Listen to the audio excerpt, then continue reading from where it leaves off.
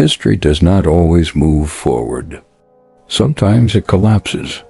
Sometimes a world that seems eternal, a civilization that feels invincible, can simply vanish. This is not the story of a city or a battle or a king.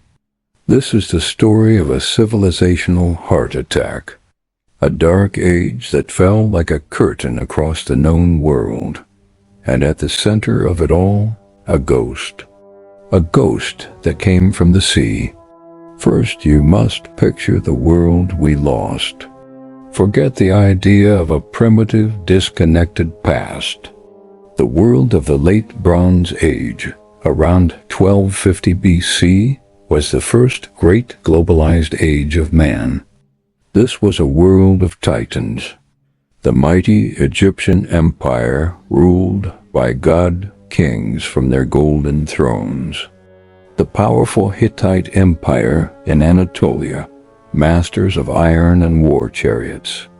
The sophisticated Mycenaean civilization in Greece, the heroes of the Trojan War with their fortress palaces and their intricate art. These were not strangers to one another.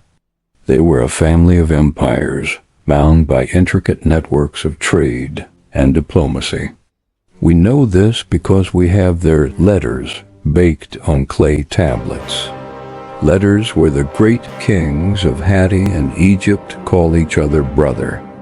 We have the cargo from their shipwrecks, filled with copper from Cyprus, tin from Afghanistan, ivory from Africa, and beautiful pottery from Greece.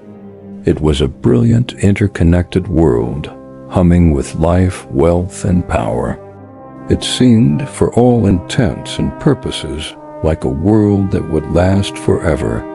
And then it ended. It did not fade away. It did not slowly decline. It burned.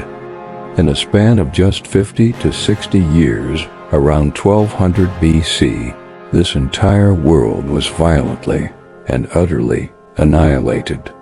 City after great city was put to the torch.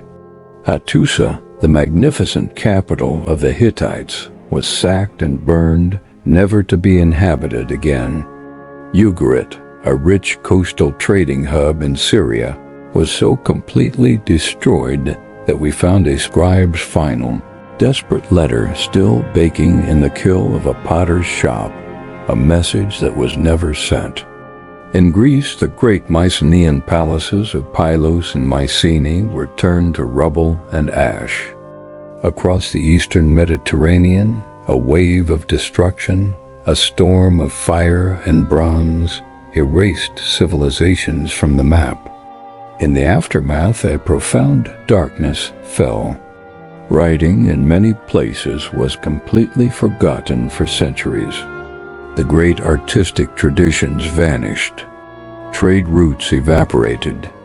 Populations plummeted. The world was thrown back into a dark age of poverty, isolation, and fear.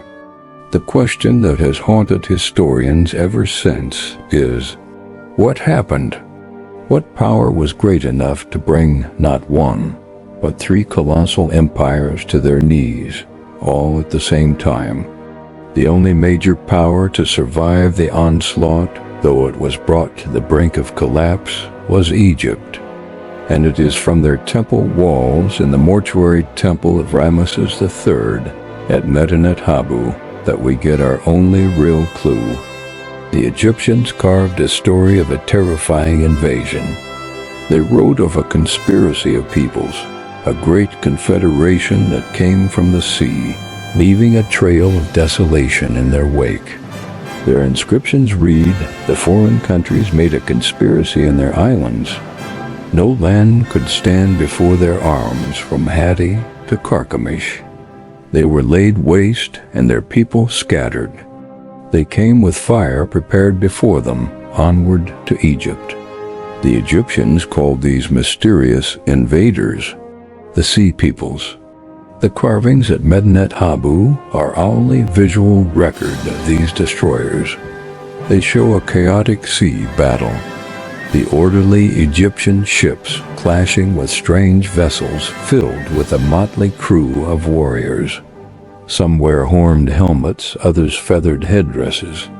They are a coalition of different tribes, fighting with a desperate, unified fury.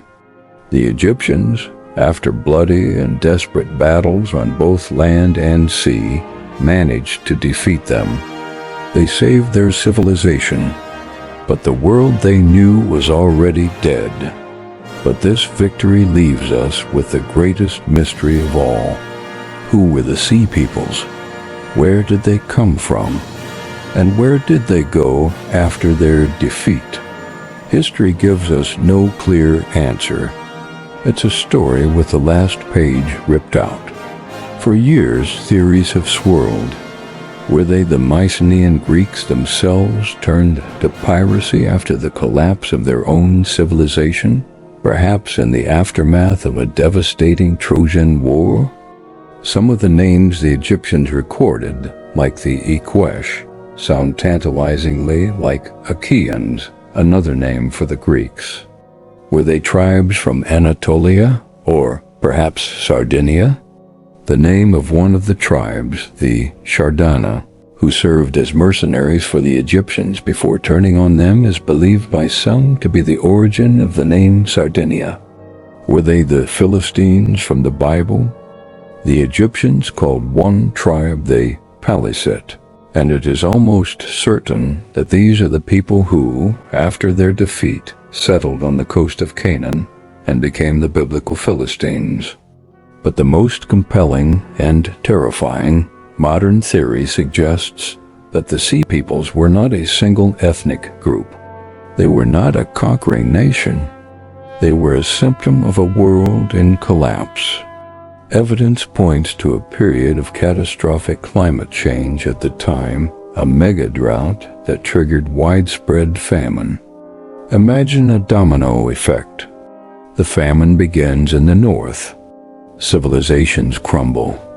Entire populations become refugees forced onto their boats in a desperate search for new lands and new food. As they move south, they displace others, creating a cascade of chaos. Refugee turns into raider. This wasn't an invasion. It was a refugee crisis armed with bronze swords. It was a world on the move, a great migration of desperate, hungry people who in their desperation brought down the very civilizations they sought to join. The story of the Sea Peoples is a ghost story that haunts us today. It is a cautionary tale of how a complex, interconnected, and seemingly stable world can be brought to its knees with shocking speed. It reminds us that civilization is a fragile thing. The Bronze Age world was brought down by a perfect storm of climate change, famine, migration, and warfare. And as we look at our own globalized world with its own complex pressures, the silent, bird-headed warriors carved on a temple wall in Egypt don't feel like ancient history. They feel like a warning from the ghosts of a world that was erased